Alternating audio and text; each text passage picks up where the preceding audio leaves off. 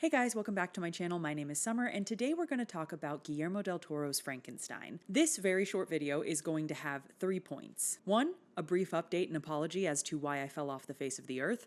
2, my thoughts on the new Frankenstein movie in general. And 3, my thoughts on the exciting Phantom of the Opera discourse that Guillermo del Toro's Frankenstein has stirred up. So, Part 1, the brief apology. I did fall off the face of the earth recently in terms of YouTube. This was because a bunch of life stuff came up and I just found myself with less time in general to write scripts, edit those scripts, film and edit the videos, the things that eventually a video make. But fortunately, I'm happy to report that it's all good life stuff and I've been having a lovely few months. It's just that I've needed to readjust my schedule and have been figuring out how to balance my creative projects and freelance again. I feel like I'm in a good spot now, but unfortunately, I have also shifted into full Christmas mode and have started working on my big Christmas video that's going to be coming out. So there is a delusional part of me that thinks I will somehow be able to finish the 1989 script that I'm still writing. I'm only like a third of the way through. Film that, edit that, and get it uploaded with Thanksgiving and travel factored in by the 28th of November. Like I said, that's the delusional part of me. More realistically, I'll be releasing the 1989 Phantom of the Opera video sometime early January. I am going to do my best to not do it in January, but I am just one human woman. Speaking of human women and humans and things that are created to look like humans, part number 2, Guillermo del Toro's Frankenstein. Guillermo del Toro. He gets it. He understands. Unfortunately, there were no theaters showing Frankenstein near me, so I had to wait until the movie came out on Netflix, but even so, what a delight. The movie was visually stunning, as to be expected, honestly, because everything Guillermo del Toro touches turns to gold. But it had these rich, deep shadows, moody coloring with vibrant splashes of color that drew attention to aspects of the characters' personalities and details of the story he was drawing attention to. He was doing what all great filmmakers do, and he was telling a story with color as well as with words, and I love to see that. The costumes were incredible, the makeup was fantastic, and the performances were strong, just 10s across the board. It was also a very faithful adaptation of Mary Shelley's novel. Now, I do enjoy the novel Frankenstein. How could I not? It's one of the most iconic entries into the Gothic Horror genre. It was written by an 18-year-old girl, and it's the invention of science fiction. But Frankenstein never grabbed me the way that Phantom of the Opera did. I think that's because even though so much of the story can be viewed as a metaphor of a woman's place in society at the time, there aren't many girl characters. There aren't many female characters, and the female characters that are there don't really play much of a role in the story. And I'm not saying that as a bad thing or a diss. I think that that's part of the metaphor and part of the story that Mary Shelley was telling. It's just that when I was a preteen to teenage girl and the foundation of the woman that I would become was being, the concrete was being mixed and poured, I didn't see myself in the characters in Frankenstein the way I saw myself in the characters in Phantom of the Opera, in Christine Daae. So one story grabbed me and the other I ended up circling back to later in my life. I appreciate the novel. I love the story of it. I love the concept of Frankenstein, and I love how that's impacted pop culture, but it was not a story that was foundational to me. All this to say, I'm not as familiar with the source material as I'd like to be to speak on the changes made in the adaptation. But on the whole, this does seem to be one of the most book-accurate adaptations to date, and it beautifully captures the spirit of the novel. The camera does not shy away from how violent and mad Victor's ambitions truly are, and the lengths he has to go to build a man out of dead people, which, I think you imagine that in your head, and then you see it in action on screen, and you're like, he sure is just hacking dead people apart and sewing them together in new and exciting ways. And the film did not shy away from that. This was not a cerebral imagining of Frankenstein's time in the lab. It was visceral. But the best part for me was that we got to see the creature as he was written, a sympathetic character with a gentle heart and inquisitive mind who was abandoned into a cruel world by his father and creator. There's just so much to dig into thematically that I am simply not prepared to go over because I would want to reread the novel in that case. I'd want to rewatch the movie a couple of times. I'd probably even want to watch a couple other Frankenstein adaptations so I could see how other people handled it in comparison to Guillermo del Toro and in comparison to the novel itself. Maybe that's a video for a different time, but it's rich. It's rich what Guillermo del Toro created. It is a rich and beautiful story. But one aspect of the story that I did want to pull out and highlight for a moment is that he expanded Elizabeth's role in the story, and I really enjoyed that.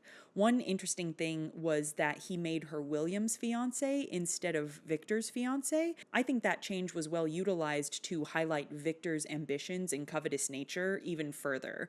His desire for Elizabeth was not a childhood love that was briefly forgotten in the madness of a youthful academic pursuit, i.e. building a man out of body parts in your college dorm room, but instead this tainted desire to seize another thing that did not belong to him. The first thing being, of course, his attempt to snatch the ability to create life out of God's hands, and now he's trying to snap up his brother's fiancée. But in addition, Guillermo del Toro also had Elizabeth stand in as the bride, the companion that Victor did build in the book and then tore apart before the creature's eyes. And I loved the way they telegraphed that with the ribbon sleeves of her dress. It's a direct nod to the iconic Bride of Frankenstein costume. Elizabeth's role in the film was both maternal to the creature, but there was also a flavor of the romantic, and you can see that in the scene where he carries her like bridal style down the stairs. She's in the wedding dress. She says, "Take me with you." She talks about how their souls will be bonded into eternity. It's all there. In the books, the creature threatens to harm Victor's bride when he watches Victor destroy his own bride. So it's more an act of retribution, and we've really only heard of Elizabeth tangentially from Victor, and then he discovers her dead in the bridal suite moments after their wedding. So we don't get much time with Elizabeth in the novel. Since Guillermo del Toro was already expanding that role and making her a little bit bigger of a character and making her that bride stand-in, that companion stand-in, I would have loved to see more between the creature and Elizabeth. I love what we got, but they were my favorite part of the movie, and I just wish we could have spent more time with them. I think Mia Goth was really good in the role.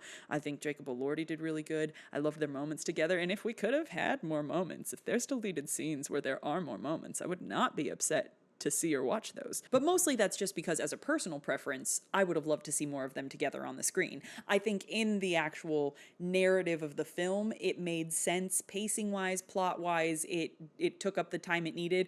I just would have loved a tangent further into that personally, because I love nothing more than watching a girl run around a giant dilapidated mansion carrying a candelabra while she wears a flowing nightdress, because then at least I get to see someone live my dream. But overall, I really enjoyed the film. I think Guillermo del Toro did a wonderful job with Frankenstein, and that brings us to part 3. Part 3, Guillermo del Toro and the Phantom of the Opera. Since 2022, and editing summer if you will, I would like you to supercut all the times I've said this publicly. I have been saying the same thing. 8-episode miniseries directed by Guillermo del Toro and starring Jamie Campbell Bower as the Phantom. It's the perfect casting. It's the perfect casting. Look at Crimson Peak.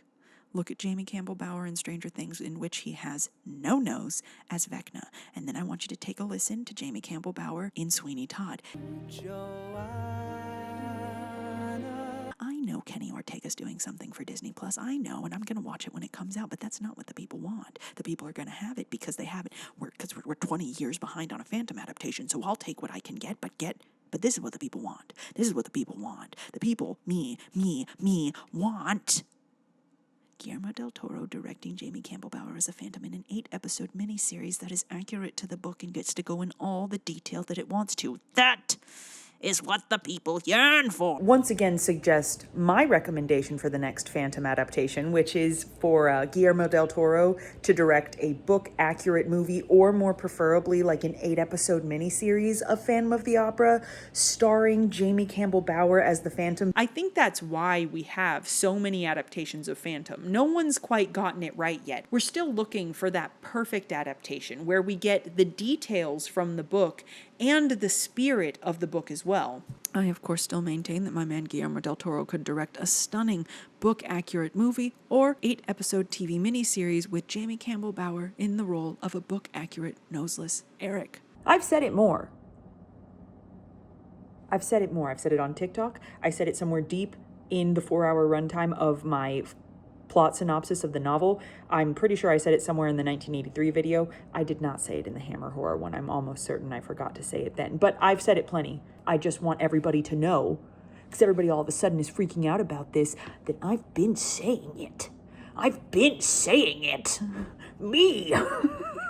Guillermo del Toro should direct a book-accurate Phantom of the Opera movie or miniseries with Jamie Campbell Bower as the Phantom. Jamie Campbell Bower, I think, would make a good Phantom because he can sing. Remember, he was the one in Sweeney Todd who was like, I feel you, Joanna, I feel you.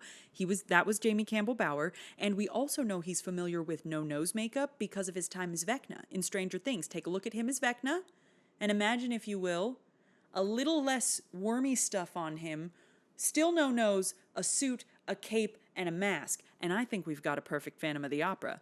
He's got the stuff. Guillermo del Toro, I think, should direct because I know he can do it.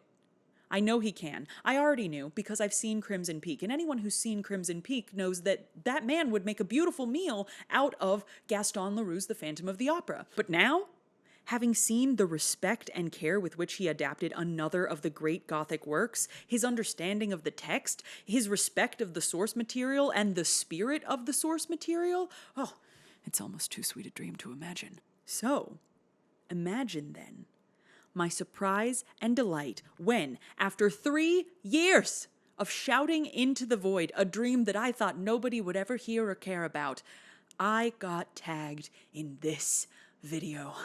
Phantom of the Opera, because it's such a classic tale, but I would...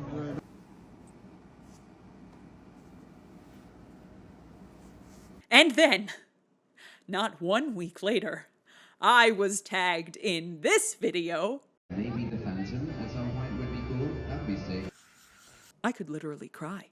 I could throw up. I want it that bad. I want it the way I want to go to Masquerade in NYC, a yearning so strong that I can't even really think about it very much because it makes me want to cry and also throw up. So I don't know if or when this Guillermo del Toro Phantom of the Opera adaptation will happen, but it could happen, and that's blowing my mind. It's more real than it was in 2022, I'll tell you that much, when the Broadway show had closed and general interest in the story was waning.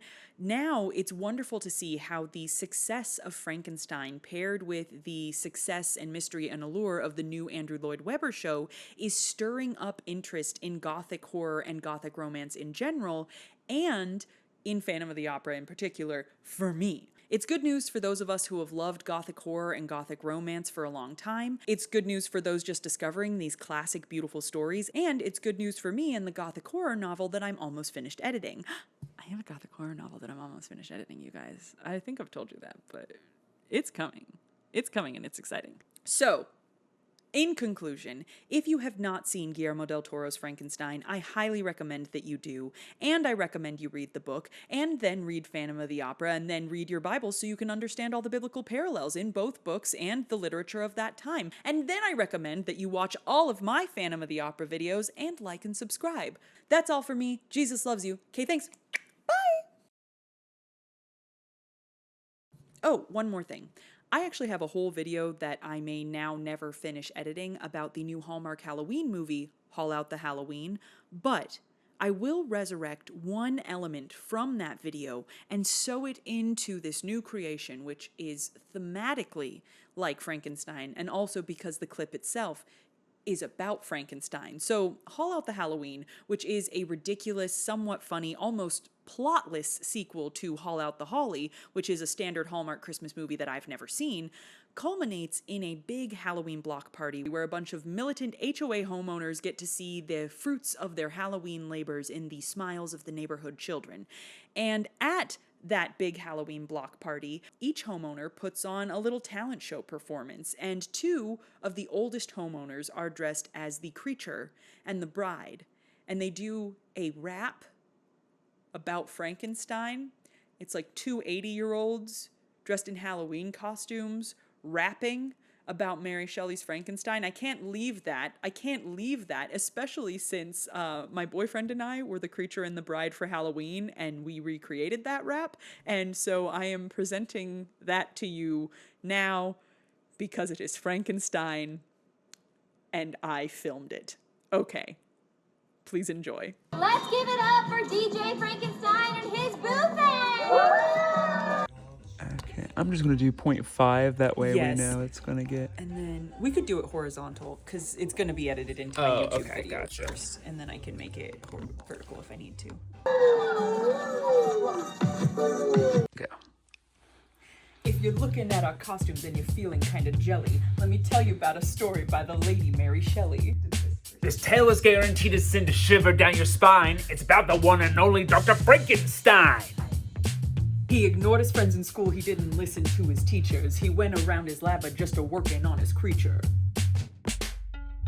It took a bolt of lightning to bring this thing to life, and then when he was done, he started working on his wife. Dr. what? Dr. Frankenstein. Dr. Who? Dr. Frankenstein. Dr. Who? Dr. Frankenstein. Okay. It's so stupid. Thank you so much. You're welcome. Who would play Christine? I'm not sure. Me. I'm not a soprano. I don't care. Florence Pugh. I think she would have the look, but I don't think she has the voice. I don't know. Probably not Florence Pugh. I haven't thought about Christine too much because she's me. Okay.